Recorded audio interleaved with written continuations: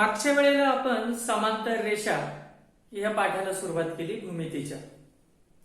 यामध्ये आपण असं बघितलं की परस्परांना न छेदणाऱ्या परंतु एकाच प्रतलात असणाऱ्या दोन रेषा असतील तर त्यांना आपण समांतर रेषा असं म्हणतो.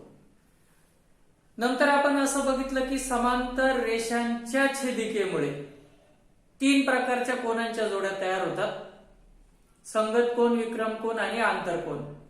त्यांचे गुणधर्मही आपण बघितले आणि आता आपण याच गुणधर्मांना प्रमेय म्हणून सिद्ध करणार आहोत.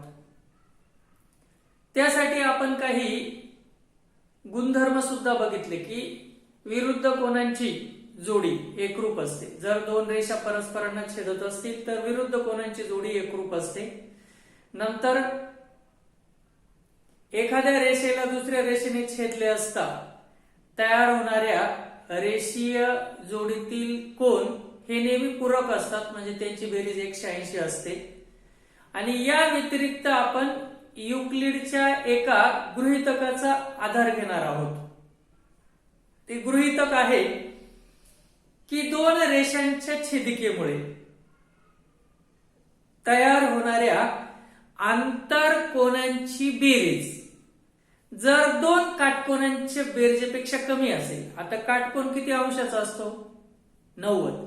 दोन काटकोन म्हणजे 90 अधिक 90 म्हणजेच 180 पेक्षा जर आंतरकोनांची बेरीज कमी असेल तर त्या दोन रेषा त्या बाजूला वाढवल्यास पुढे एकमेकांना छेदतात, असं युक्लिडचं गृहीतक आहे.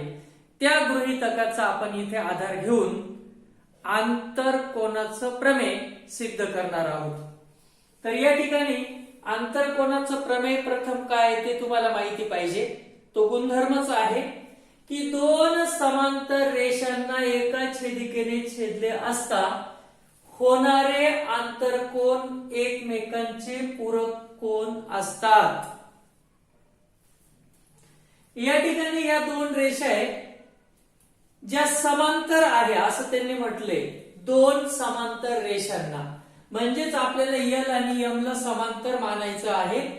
अशा वेळेला त्यांचे छेदिकेने छेदले असता तयार होणारे आंतरकोन, तर ए चा आंतरकोन बी आहे आणि डी चा आंतरकोन सी आहे. मग हे आंतरकोन पूरक असतात, म्हणजे ए आणि बी ची बेरीज तुम्हाला 180 दाखवायची, डी आणि सी ची बेरीज सुद्धा 180 दाखवायची. पूरक असणं म्हणजे ज्यांची बेरीज 180 येते असं सिद्ध करणं. मग या ठिकाणी दोन समांतर रेषा आणि त्यांच्या छेदिकेमुळे तयार होणारे ए, बी, सी आणि डी असे मी 4 आंतरकोन आकृतीत दाखवले आणि त्या आकृतीवरून आपण पक्ष लिहू शकतो. रेषा एन म्हणजे ही एल व एम ची छेदिका आहे. कोन ए, कोन बी, कोन सी व कोन डी हे आंतरकोन आहे. आणि सगळ्यात महत्वाचं म्हणजे रेषा एल समांतर रेषा एम ह्या दोघी परस्परांना समांतर आहे, म्हणजे त्या कधीही एकमेकांना छेदू शकणार नाही असं आपल्याला प्रमेयात दिलंय. आपल्याला दाखवायचं आहे की ए आणि बी आंतरकोनाची जी जोडी आहे तिची बेरीज 180 येईल. त्याचप्रमाणे दुसरी जोडी डी आणि सी यांची बेरीज सुद्धा 180 येईल. तर ही सिद्धता आपल्याला अप्रत्यक्ष पद्धतीने लिहायची आहे. अप्रत्यक्ष पद्धतीने सिद्धता लिहिणे म्हणजे जसं आहे तसं न मानणे किंवा त्याच्या वेगवेगळ्या शक्यतांचा पडताळा घेणे आणि आपल्याला जे दिलं आहे त्याच्याशी काहीतरी विसंगत विधान तयार होणे, म्हणजेच त्या बाकीच्या शक्यता खारिज करणे, नष्ट करणे आहे. कोणती तरी जी एक शक्यता आहे जी आपल्याला सिद्ध करायची तीच सत्य असणे असं सांगणे याला अप्रत्यक्ष सिद्धता असं म्हणतात. सुरुवात करूया. कशा पद्धतीने आपण हे सिद्ध करू शकतो ते आपण बघू. तर सर्वप्रथम मी असं म्हणतो की येथे कोन ए अधिक कोन बी च्या 3 शक्यता आहे. 3 शक्यता आहे. कोणते 3 शक्यता आहे? पहिली शक्यता कोन ए अधिक कोन बी ची बेरीज ही 180 पेक्षा कमी असू शकते. दुसरी शक्यता आहे कोन ए अधिक कोन बी ची बेरीज 180 पेक्षा मोठी असू शकते. आणि तिसरी शक्यता आहे कोन ए आणि कोन बी ची बेरीज बरोबर 180 असू शकते. अशा 3 शक्यता आहे आपल्याकडे. ए अधिक बी ची बेरीज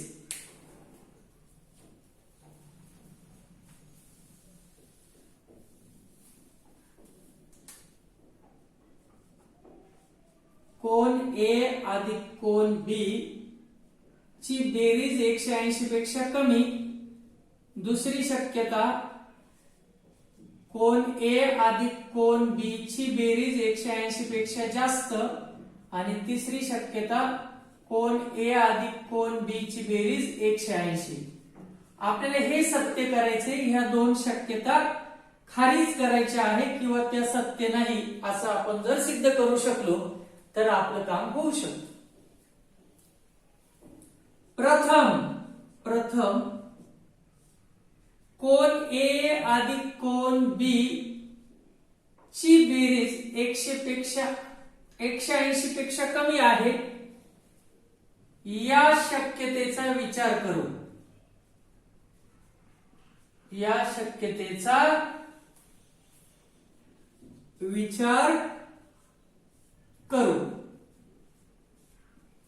मग पहिली शक्यता काय आहे? कोन ए आणि कोन बी ची बेरीज 180 पेक्षा कमी आहे.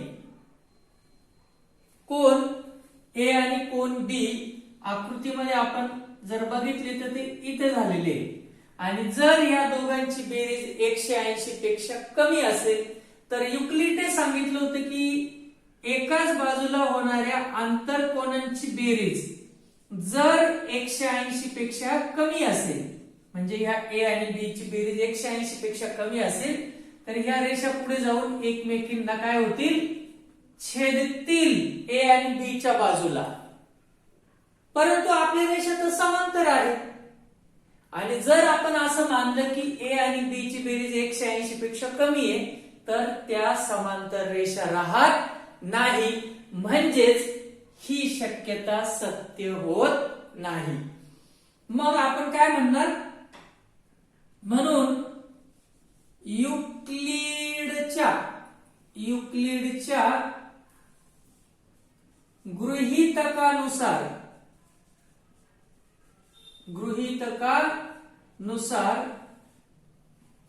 रेषा एल व एम या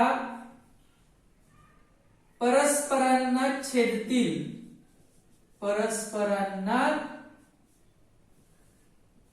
कोन ए व कोन बी च्या बाजूला छेदतील.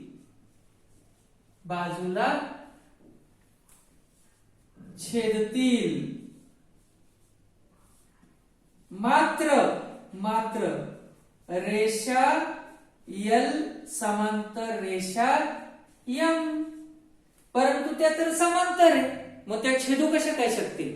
परंतु जर आपण असं मानलं तर त्या छेदतात. परंतु त्या समांतर आहे म्हणजे ते छेदू नाही शकत. म्हणजे ही शक्यता नाही. म्हणून कोन ए अधिक कोन बी हे 180 पेक्षा कमी ही शक्यता नाही. झालं. पहिली शक्यता आपण खारिज केली. आता आपल्याला दुसऱ्या शक्यतेचा विचार करायचा आहे. मग पुढे म्हणूया. आता कोन ए अधिक कोन बी ची बेरीज 180 अंशापेक्षा मोठी आहे याचा विचार करू. ठीक आहे. आता आपण असं समजू की ए आणि बी ची बेरीज 180 पेक्षा कशी आहे, मोठी आहे. परंतु तुम्ही ए आणि डी चा विचार करा, ते रेषीय जोडीतील कोण आहे, म्हणजे त्यांची बेरीज किती आहे, 180. मग आपण असं म्हणूया, परंतु कोण ए अधिक कोण डी बरोबर 180 आणि कोण बी आणि सी सुद्धा 180 येतील. कोण बी अधिक कोण सी बरोबर 180. या दोघांचं कारण तुम्ही काय देणार, रेषीय जोडीतील कोण.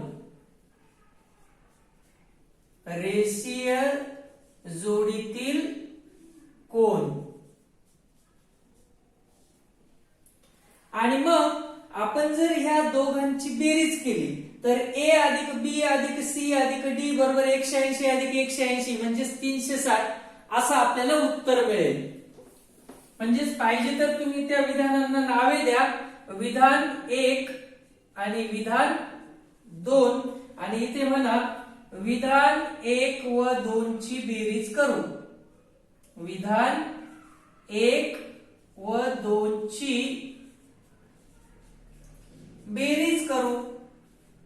आता विधान 1 आणि 2 ची बेरीज करायची म्हणजेच तुम्हाला डावीकडचे डावीकडे आणि उजवीकडचे उजवीकडे, ए अधिक डी अधिक बी अधिक सी अशी तुम्हाला बेरीज करायची असेल तर तुम्ही क्रमाने करा पाहिजे तर ती ए अधिक बी अधिक सी अधिक डी. म्हणजेच आपली बेरीज किती येईल मग, म्हणून कोण ए अधिक कोण बी अधिक कोण सी अधिक कोण डी बरोबर 180 अधिक 180 म्हणजे किती होतात, 360. किती होतात, 360. आता या ठिकाणी जर मी असं म्हटलं की कोण ए आणि कोण बी हा असं इकडे ह्या दोघांची बेरीज इकडे अधिक आहे, याला जर मी तिकडे नेलं तर ते वजा होतील. म्हणजे मी असं म्हणू शकतो की कोण सी अधिक कोण डी बरोबर 360 वजा ह्या दोघांची बेरीज. पाहिजे तर तिला कंसात लिहूया, कोण ए अधिक कोण बी. म्हणजे हे इकडे अधिक होते हे दोघांच्या दोघं, ते दोघे तिकडे जाऊन कंसात टाकून मी त्यांना वजा केलं. आता विचार करा, परंतु कोण ए आणि कोण बी ची बेरीज जर 180 पेक्षा जास्त असेल, म्हणजेच 360 मधून आपण जर 180 वजा केले तर उत्तर 180 येईल. परंतु त्यांचं म्हणणं आहे की ए आणि बी ची किंमत ते 180 पेक्षा जास्त आहे, म्हणजे आपण थोडा वेळ 181 पकडू, तेव्हा याचं उत्तर फक्त 179 येईल. म्हणजेच आपल्याला असं विधान मिळतं की कोण सी आणि कोण डी ची बेरीज 180 येते, म्हणजे जी 179 येते, जी 180 पेक्षा कमी आहे. म्हणजेच हे तुम्हाला समजून घ्यावं लागेल की जर ह्या दोघांची बेरीज 180 पेक्षा जास्त आहे तर ह्या दोघांची बेरीज 180 पेक्षा कमी येईल.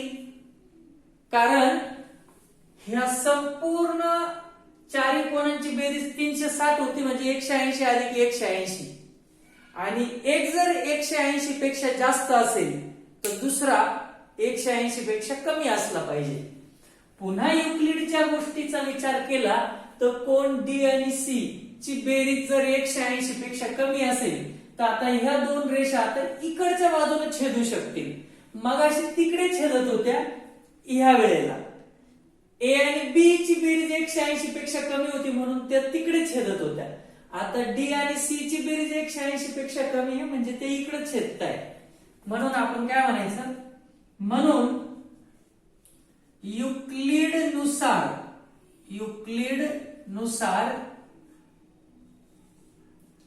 रेषा एल व एम या परस्परांना कोण सी व कोण डी च्या बाजूला छेदतील.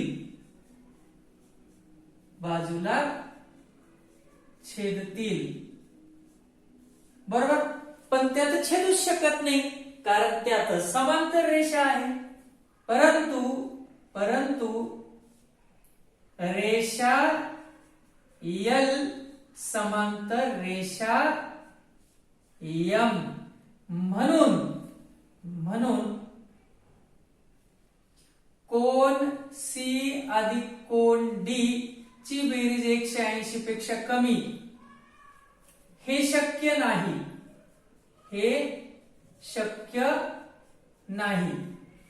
पण हे शक्य नाही म्हणजेच काय की बी अधिक सी ची बेरीज 180 पेक्षा जास्त हे शक्य नाही. म्हणून कोन ए अधिक कोन बी ची बेरीज 180 पेक्षा जास्त हे सुद्धा शक्य नाही.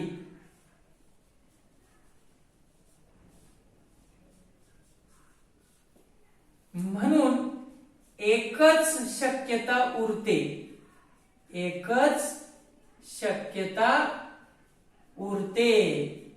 कोणती शक्यता उरते मग? ए अधिक बी बरोबर 180. ए अधिक बी बरोबर 180 सिद्ध. आणि आपण म्हणू शकतो याप्रमाणे जसं ए अधिक बी बरोबर 180 तसं बी अधिक सी डी अधिक सी सुद्धा काय होईल? डी अधिक सी सुद्धा 180 अंश आपण सिद्ध करू शकतो. तर अशा पद्धतीने सिद्धता लिहिण्याला आपण अप्रत्यक्ष सिद्धता असं म्हणतो. या ठिकाणी अप्रत्यक्ष सिद्धता का म्हणायचं? तर या शक्यतेच्या किंवा या सिद्धतेच्या शक्यता 3 होत्या. त्यापैकी 2 शक्यता आपण खोट्या ठरवल्या, म्हणजे फक्त तिसरीच शक्यता शक्य आहे असं आपण सिद्ध करतो. म्हणून याला अप्रत्यक्ष सिद्धता असं म्हणतात. तर या ठिकाणी तुम्ही व्हिडिओ पॉज करून हे लिहून काढा. पुस्तकापेक्षा अतिशय सोप्या भाषेत मी तुम्हाला समजावलेलं आहे. इथे काहीच केलेलं नाही आपण. 2 समांतर रेषांना छेदिकेने छेदले असता ज्या आंतरकोनाच्या जोड्या तयार होतात, आंतरकोनाच्या 2च जोड्या तयार होतात, तर त्या आंतरकोनांच्या जोड्या ह्या परस्पर पूरक असतात असं तुम्हाला दाखवायचं होतं. म्हणून आपण तशी आकृती काढली. ए बी सी डी असे आंतरकोन दाखवले, त्यावरून पक्ष लिहिला. साध्य म्हणजे ए आणि बी ची बेरीज 180 आणि डी आणि सी ची पण 180 असं तुम्हाला दाखवायचं होतं. सिद्धता आपण सुरू केली तेव्हा आपण फक्त एकाच जोडीचा विचार केला एका वेळेला. मग त्या एका जोडीच्या 3 शक्यता बघितल्या आपण की ए आणि बी ची बेरीज 180 पेक्षा लहान असू शकते किंवा मोठी असू शकते किंवा बरोबर 180 असू शकते.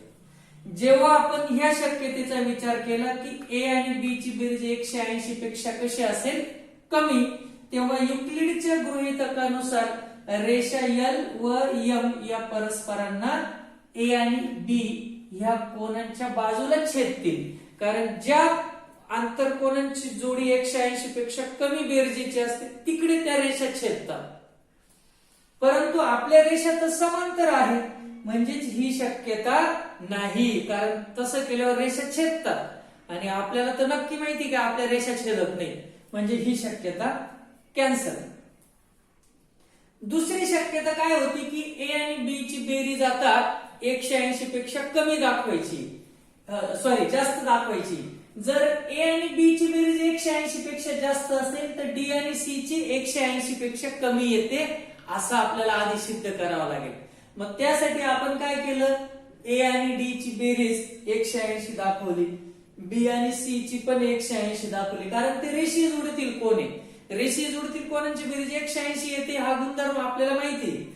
आणि त्या 2 विधानांची आपण बेरीज केली, त्यामुळे ए अधिक बी अधिक सी अधिक डी या 4ही कोणांची बेरीज 180 अधिक 180 म्हणजे 360 झाली. त्याच्यापैकी आपल्याला सी आणि डी ची किंमत काढायची होती बेरजेची, म्हणून मी ए आणि बी ला तिकडे पाठवले, ते तिकडे जाऊन वजा झाले. परंतु 360 मधून ए अधिक बी ची बेरीज वजा करणं, आणि आपण तर असं मानले की ए आणि बी ची बेरीज 180 पेक्षा जास्त आहे, मग ती 180 पेक्षा जास्त असेल तर तुम्ही 180 पेक्षा जास्त 190 पकडा आणि 360 मधून 190 वजा केलं तर 170च उरतात. म्हणजे सी आणि डी ची बेरीज जर 170 येत असेल तर त्याचा अर्थ ती 180 पेक्षा कमी येते. आणि जर सी आणि डी ची बेरीज आता 180 पेक्षा कमी येत असेल तर जे कोण ज्या रेषा ए आणि बी कडे छेदत होत्या आता त्या सी आणि डी कडे छेदतील युक्लिडच्या गृहीतकानुसार. कारण सी आणि डी आता 180 पेक्षा कमी आला. पुन्हा आपल्या रेषा तर समांतर आहे म्हणजे सी आणि डी ची बेरीज 180 पेक्षा कमी असणं शक्य नाही. परंतु ही 180 पेक्षा कमी केव्हा आली होती? जेव्हा बी आणि सी ला 180 पेक्षा जास्त मानलं होतं आपण. म्हणजे ही सुद्धा शक्यता नाही. मग जर दोन शक्यता नाहीये तर एकच शक्यता उरली. कोणती? ए अधिक बी बरोबर 180. आणि तेच आपल्याला सिद्ध करायचं होतं. जर ए अधिक बी ची बेरीज 180 असेल तर 360 मधून 180 वजा करा, सी आणि डी ची किंमत पण 180 येते. अशा पद्धतीने आपण हे प्रमेय सिद्ध करू शकतो. थोडंसं अवघड आहे मला माहिती आहे, परंतु तुम्हाला हे पाठ करावं लागेल. ओके, असं तुम्ही हे थेरम लिहून घेऊ शकता. ठीक आहे. आता कोणत्याही आंतरकोनांच्या एका जोडीची बेरीज 180 येते हे एवढं तुमच्या डोक्यात आलं की पुढच्या दोन सिद्धता सोप्या आहे. कारण त्या या सिद्धतेचा वापर करून आपल्याला सिद्ध करायचे आहे. ही पहिलीच सिद्धता असल्यामुळे आपण तिला अप्रत्यक्ष पद्धतीने सिद्ध केलं. पुढच्या दोन ज्या सिद्धता आहेत त्या मात्र आपल्याला जास्त सोप्या जातील. म्हणजे थोडक्यात 4 ते 5 ओळीमध्येच प्रत्येक शक्यता किंवा सिद्धता आपल्याला पुढचे सिद्ध करता येते. पुढे फक्त 3च महत्वाची प्रमेय आहे या पाठामध्ये.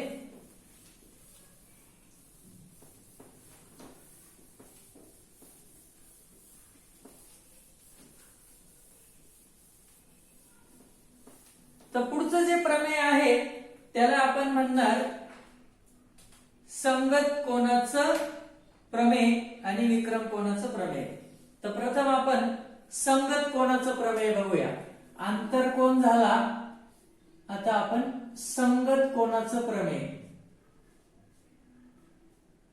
संगत कोनाचे प्रमेय. दोन समांतर रेषांना एका छेदिकेने छेदले असता होणारे संगत कोन एकरूप असतात. होणारे संगत कोन एकरूप असतात असं आपल्याला दाखवायचं आहे. होणारे संगत कोन एकरूप असतात. एकरूप असतात म्हणजे समान मापाचे असतात असं आपल्याला सिद्ध करायचंय. तर या ठिकाणी तुम्ही कोणती तरी एकच संगत कोनाची जोडी एकरूप दाखवणार आहात. म्हणून मी इथे एकच जोडी घेतो. कोन ए आणि कोन बी.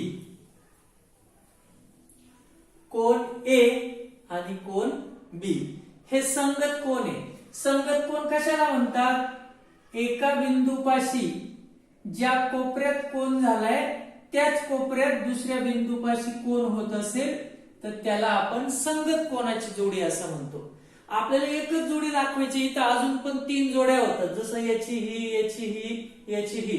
आपल्याला फक्त एक जोडी सिद्ध करून दाखवायची आहे. मग या ठिकाणी आपण काय म्हणणार? बाकी पक्षामध्ये थोडासाच बदल होईल. तो कसा की आकृती हीच राहील.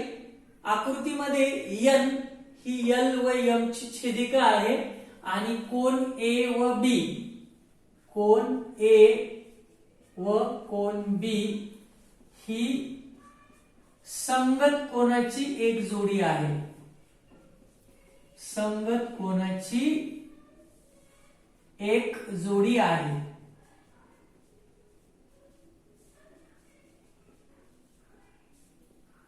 आणि मग काय, रेषा L आणि M तर समांतर आहे कारण दोन समांतर रेषांना असं दिलेलंच आहे. आणि आपल्याला साध्य करायचं आहे की कोन ए एकरूप कोन बी, म्हणजे दोघांचं माप सारखंच आहे असं आपल्याला दाखवायचं आहे. इतकं सोपं आहे. मग आता याची सिद्धता आपण कशा पद्धतीने लिहू शकतो?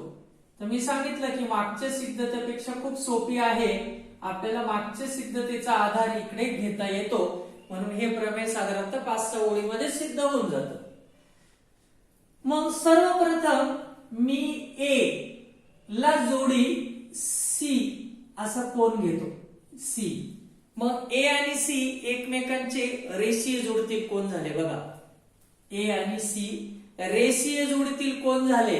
अशी सरळ रेषा आणि इकडे हा यम कडे फुटलेला फाटा असेल तर हा ए आणि हा सी हे एकमेकांचे रेषीय जोडीतील कोन आहे, म्हणून ए आणि सी ची बेरीज किती येईल? 180. त्याचप्रमाणे सी आणि बी हे सुद्धा एकमेकांचे आंतरकोन आहे. आणि मागच्या प्रमेयात आपण काय शिकलो होतो? इथे जे आंतरकोन असतात त्यांची बेरीज किती येते? 180. म्हणजे जसं ए आणि सी ची बेरीज आपण 180 दाखवू शकतो, तसं इथे जो आंतरकोन झालाय सी आणि बी यांची सुद्धा बेरीज आपण 180 दाखवू शकतो. आणि हेच दोन विधान इथे फक्त महत्वाचे आहे, बाकी काहीही करायचं नाही.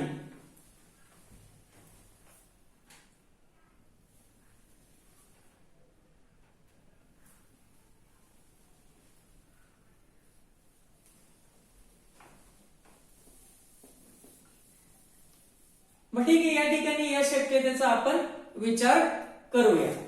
मग सुरुवात कशी करणार? आपल्याला असं बघायचं आहे की या आकृतीमध्ये ए आणि सी ची बेरीज किती येते? 180.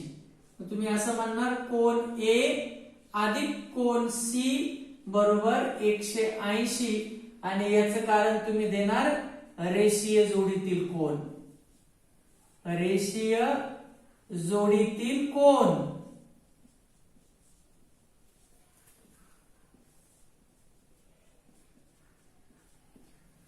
नंतर दुसरी शक्यता आहे सी आणि बी किंवा बी आणि सी ची बेरीज सुद्धा किती येईल?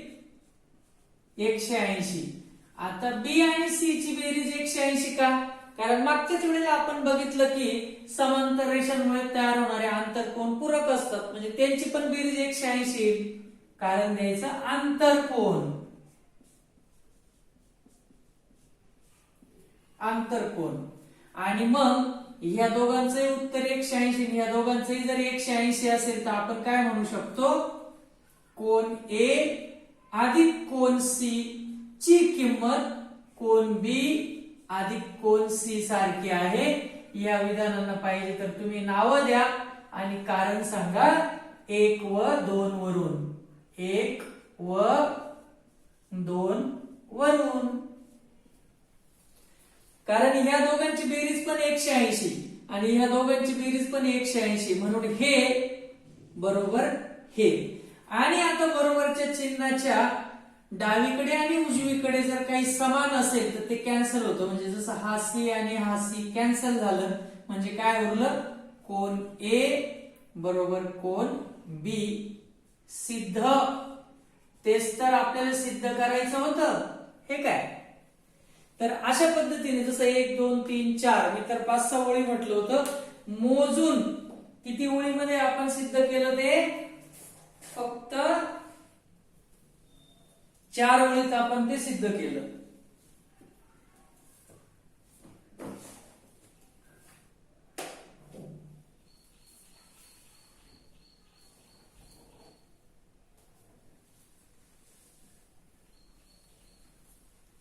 तर या ठिकाणी हे प्रमेय सुद्धा लिहून घ्या तुम्ही व्हिडिओ पॉज करून.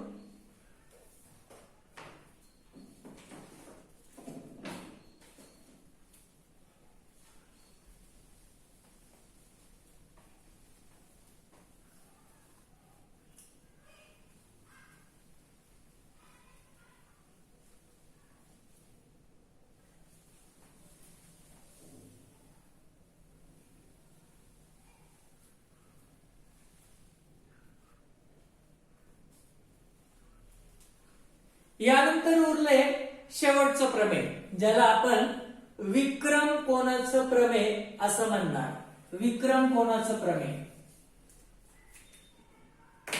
बघूया, शेवटच्या प्रमेयाकडे वळूया।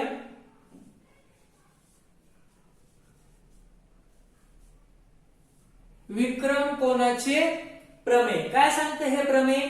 दोन समांतर रेषांना एका छेदिकेने छेदले असता होणारे विक्रम कोन एकरूप असतात। होणारे विक्रम कोन एकरूप असतात। मग या ठिकाणी आपल्याला आता विक्रम कोन दाखवायचे आहे आणि विक्रम कोनाची एकच जोडी। विक्रम कोन एक ह्या बाजूला असेल तर दुसरा या बाजूला असतो असं आपण बघितलं होतं, म्हणून ए आणि बी ही विक्रम कोनांची एक जोडी आहे, तेही आपण या ठिकाणी मांडूया।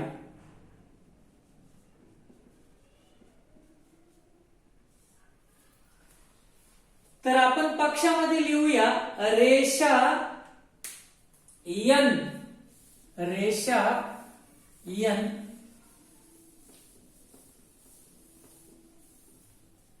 ही रेषा एल व एम ची छेदिका आहे आणि कोन ए व कोन बी, कोन ए व कोन बी विरुद्ध बाजूला असतील तर आपण त्यांना विक्रम कोन म्हणतो। कोन ए व कोन बी ही विक्रम कोनांची एक जोडी आहे आणि शिवाय रेषा एल व रेषा एम समांतर आहे हे आपल्याला प्रमेयामध्येच दिलेलं आहे आणि आपल्याला साध्य करायचं आहे की ए आणि बी एकरूप असतील। तर नावतीचे फक्त जागा बदलले आहे, मगाशी ते संगत कोन होते, आता ते विक्रम कोन आहे आणि ते आत्ताही आपल्याला एकरूप दाखवायचे। मग पुन्हा या ठिकाणी मी सी कोन घेतो इथे आणि आता ए आणि सी परत सरळ रेषे जोडीतील कोन आहे, म्हणजे त्यांची बेरीज पुन्हा किती येईल 180। मग आपण सुरुवात करूया। कोन ए अधिक कोन सी बरोबर 180 कारण देणार रेषीय जोडीतील कोन।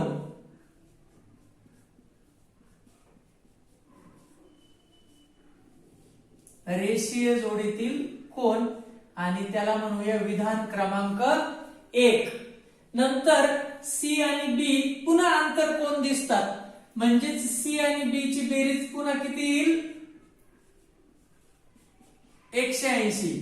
कारण एक नंबरचं प्रमेय आपण बघितलं होतं की आंतरकोन नेहमी पूरक असतात, म्हणजेच आंतरकोनांची बेरीज नेहमी 180 असते समांतर रेषांमुळे झाले असतील तर, आणि ते तर समांतर रेषांमुळे झालेलेच आंतरकोन आहे, म्हणजे त्यांची पण बेरीज किती येईल 180। हे विधान 2।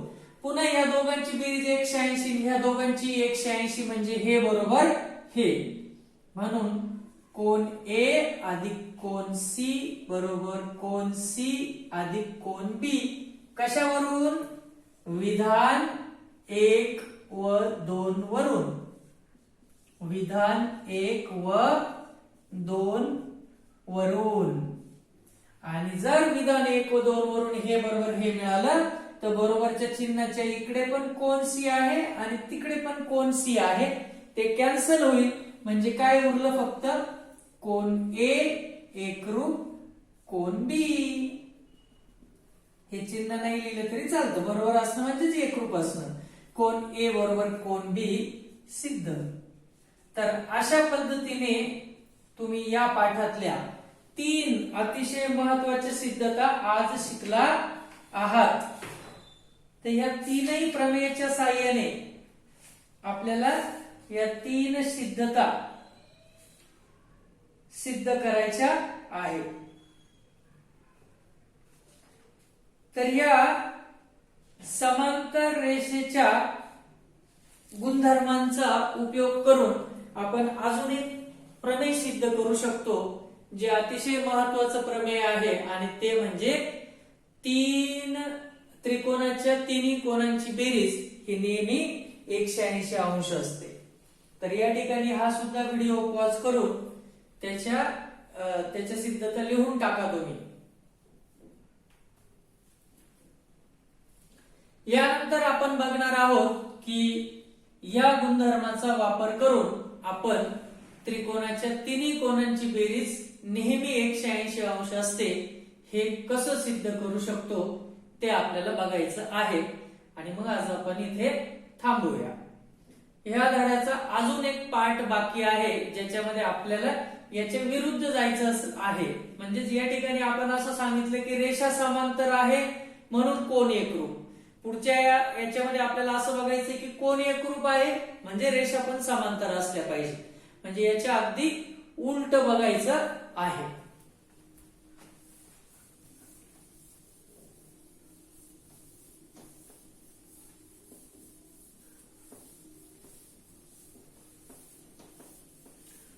पुढचं जे प्रमेय आहे त्याला म्हणतात त्रिकोणाच्या कोनांच्या बेरजेचं प्रमेय.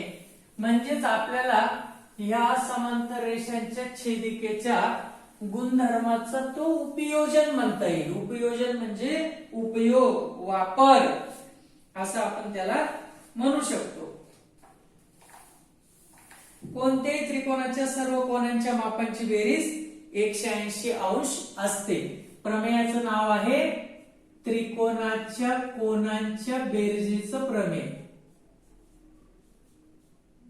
त्रिकोणाच्या कोनांच्या बेरजेचं प्रमेय.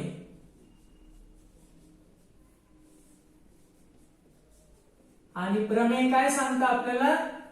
कोणत्याही त्रिकोणाच्या तिन्ही कोनांच्या मापांची बेरीज नेहमी 180 अंश असते. कोणत्याही त्रिकोणाच्या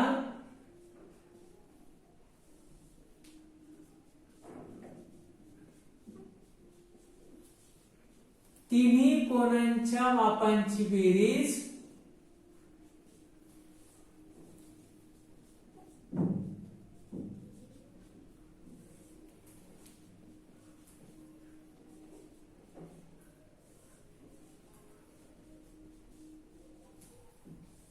एकशे 180 अंश असते असं आपल्याला सिद्ध करायचं आहे. तर बघा कशा पद्धतीने आपण हे सिद्ध करू शकतो.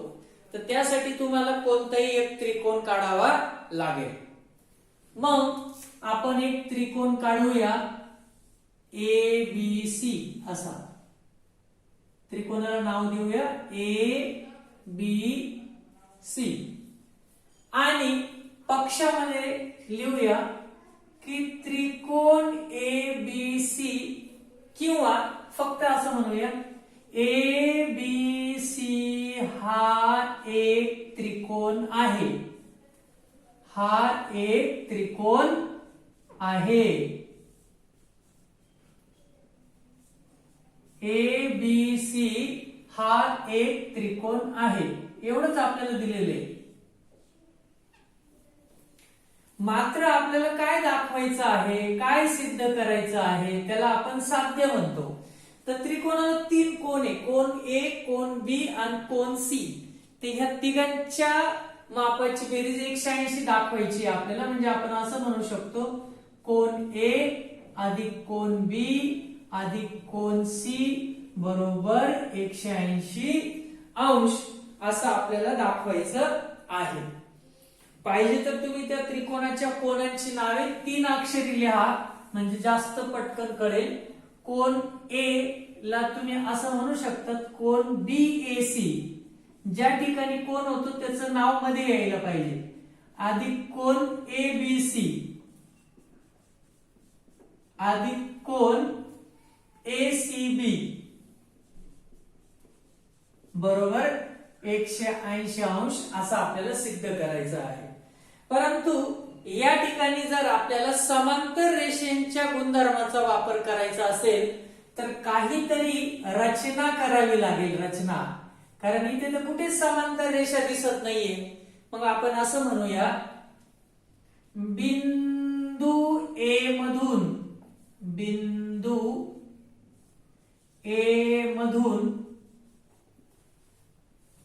जाणारी रेषा PQ समांतर बिंदू ए मधून जाणारी रेषा पी क्यू समांतर बीसी काढू.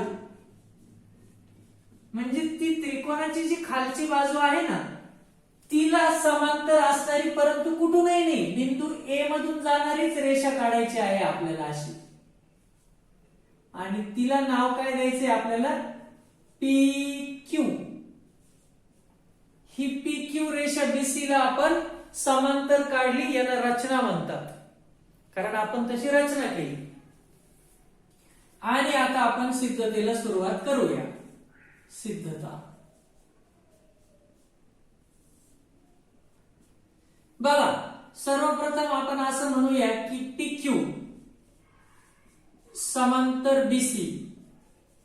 कशावरून रचना केली आपण तशी, जे केलं असेल तसं कारण आपल्याला देता येईल. रचना केली आपण तशी की पी क्यू बीसी ला समांतर आहे, आणि पी क्यू आणि बीसी समांतर असेल आणि एबी जर छेदिका असेल तर ह्या बाजूला होणारा हा कोन जिथे मी झिरो मार्किंग केले, आणि ह्या त्रिकोणाचा हा कोन जिथे मी झिरो मार्किंग केले, हे विक्रम कोन आहे. आणि समांतर रेषेमुळे तयार होणारे विक्रम कोन एकरूप असतात. आता याच्या अगोदरच्याच प्रमेयात आपण बघितलं, म्हणून आपण म्हणू शकतो कोन पीएबी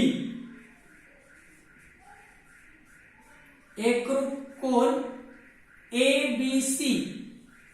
एबीसी कशावरून, विक्रम कोन असं आपण म्हणू शकतो.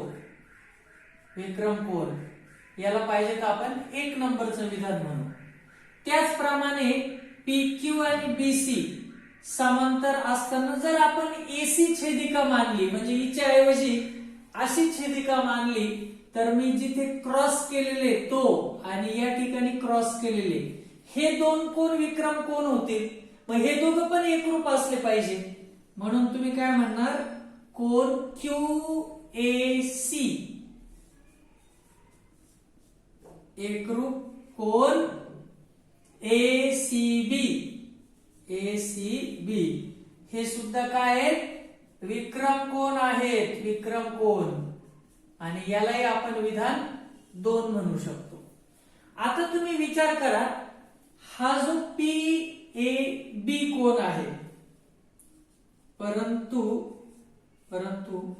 कोन पी ए बी अधिक म्हणजे हा गोल केलेला कोन आणि हा संपूर्ण मोठा कोन बी ए क्यू, कोन बी ए क्यू हे आकृतीमध्ये आपल्याला असे दिसतंय बघा, असे असे. म्हणजे हा इथं याचं नाव पी ए बी आणि हा संपूर्ण मोठा बी ए क्यू. हे रेषीय जोडीतील कोन आहे, आणि रेषीय जोडीतील कोनांची मापांची बेरीज किती असते, 180. रेषीय जोडीतील कोन आहेत ते.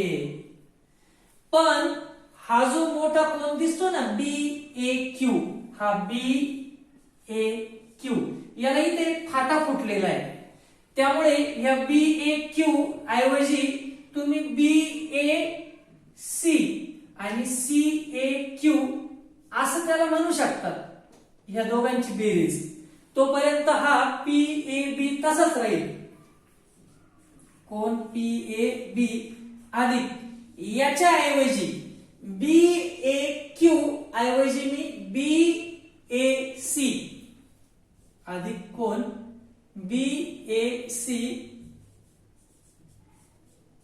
अधिक कोन क्यू ए सी काय म्हणतो, क्यू ए सी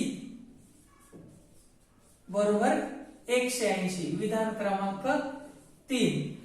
तर या ठिकाणी बी ए क्यू ऐवजी म्हणजे ह्या बी ए क्यू एवढ्या मोठ्या कोणाऐवजी मी ह्या दोन तुकड्यांचं नाव लिहिलं. आणि आता या ठिकाणी बघा विधान 1 काय सांगतं की पी ए बी च्या ऐवजी मला एबीसी टाकता येईल, अधिक हा बीएसी तसांच्या तसाच अधिक कोन क्यू ए सी ऐवजी मला एसीबी टाकता येईल, एसीबी बरोबर 180. कशावरून, 1 2 व 3 वरून. आणि आता तुम्ही नीट बघितलं तर हेच तर आपल्याला सिद्ध करायचं होतं, फक्त क्रम थोडा मागे पुढे झालाय. बीएसी चं नाव अगोदर आलंय, कोण बीएसी अधिक हा बघा तिकडे एबीसी पण आहे, आणि अधिक हा शेवटचा कोण एसीबी बरोबर 180 सिद्ध झाला अशा पद्धतीने. म्हणजेच या ठिकाणी आपण समांतर रेषांच्या छेदिकेमुळे होणारे जे कोन आहेत, संगत कोन, विक्रम कोन, आंतरकोन, यांचे गुणधर्म वापरून त्रिकोणाच्या तिन्ही कोनांची बेरीज सुद्धा नेहमी 180 अंशच असते असं आपण सिद्ध केलेलं आहे. तर या ठिकाणी आज आपण अतिशय महत्वाची 3 प्रमेय बघितली. तर हे सुद्धा प्रमेय तुम्ही लिहून घ्या आणि हे 3ही प्रमेय पाठ करायची आहे. याच्यावर आधारित प्रश्न उत्तर पुढच्या वेळेला बघूया आणि उरलेले अजून 3 प्रमेय सुद्धा बघू, म्हणजे हा धडा पुढच्या लेक्चरला संपेल.